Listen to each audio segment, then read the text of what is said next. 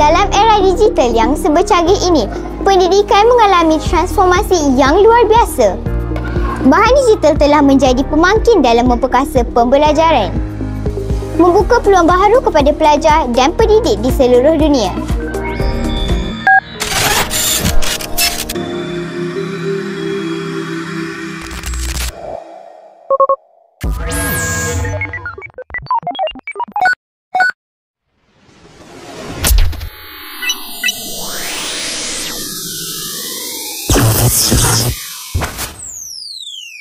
Hai, saya Nur Afika binti Muhammad Hafiz, wartawan cilik TV PSS SK Bandar Utama Damansara 4 akan mengulas tentang menariknya bahan pembelajaran digital masa kini.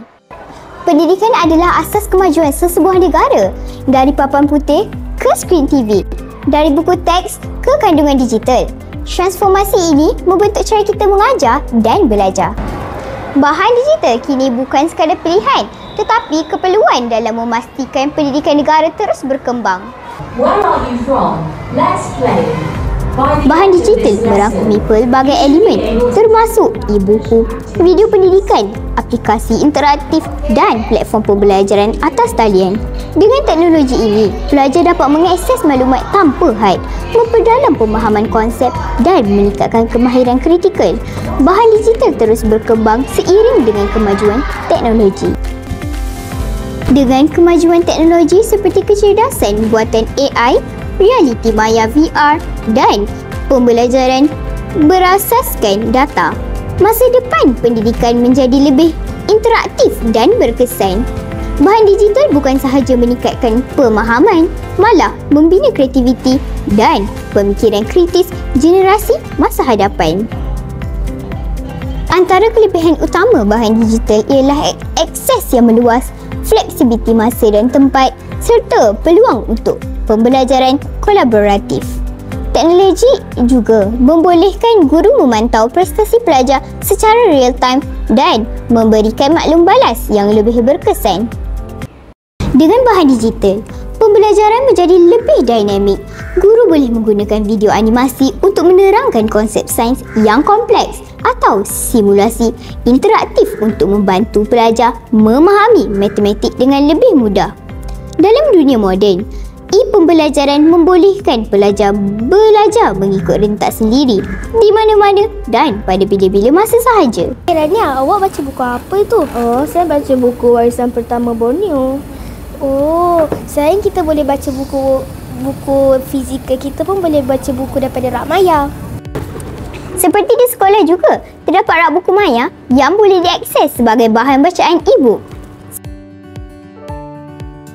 Wah, Uwais, awak baca rasukan Sistem perekodan nilam juga telah diperbarui dengan wujudnya sistem AINS, iaitu Nilam Integrated Advanced System. Ini memudahkan murid merekod nilam secara dalam talian. Baru-baru ini, pihak bahagian sumber teknologi pendidikan telah hadir ke SK Bandar Utama Damansara 4.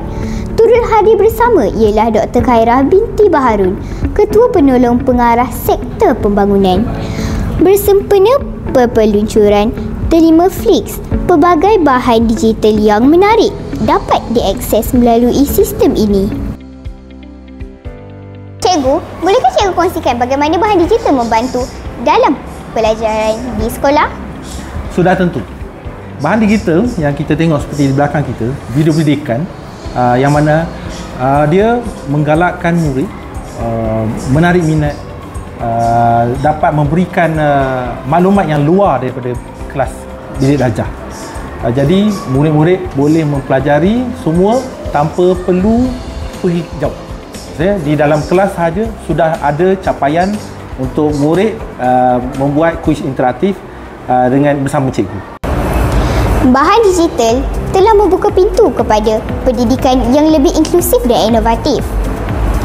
Dengan usaha berterusan dan sokongan teknologi, kita dapat membentuk masyarakat yang berilmu dan berdaya saing dalam dunia global yang berubah pesat ini.